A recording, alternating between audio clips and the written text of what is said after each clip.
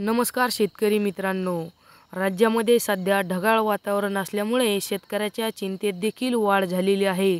तर राज्यामध्ये नेमकं कोणत्या ठिकाणी पाऊस सांगितलेला आहे किंवा राज्यात पाऊस नेमकं येणार का अशी चिंता देखील शेतकऱ्याला लागलेली आहे। त्यामुळे आपण आज या व्हिडिओच्या माध्यमातून सविस्तरपणे हवामान अंदाज तुम्हाला सांगणार आहे। त्यामुळे चॅनलला सबस्क्राइब केलेलं नसेल तर चॅनलला नक्की सबस्क्राइब करून घ्या। राज्यामध्ये ढगाळ वातावरण निर्माण झालेलं आहे, तरीही हवामान विभागाने राज्यात वादळी वाऱ्यासह पावसाचा अंदाज देखील व्यक्त केला आहे।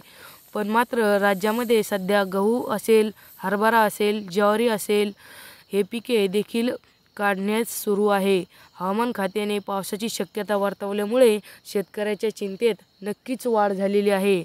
हवामान खात्याने उष्ण व दमट वातावरण राहण्याची शक्यता असून वादळी वाऱ्यासह पावसाची शक्यता वर्तवलेली आहे। 2 मार्च रोजी ढगाळ वातावरण निर्माण झालेलं असून ठिकठिकाणी हलक्या स्वरूपाचा पाऊस होईल। आजही हवामान खात्याने राज्यात ढगाळ वातावरण असल्यामुळे वादळी वाऱ्यासह पावसाचा अंदाज देखील वर्तवलेला आहे। वाऱ्याचा दबाव आणि समुद्रातील तापमानामुळे पावसाची शक्यता देखील निर्माण झालेली आहे। पिकाची काढणी सुरू असलेल्या शेतकऱ्यांनी हवामान अंदाज पाहूनच पुढील नियोजन देखील त्यांनी करावं।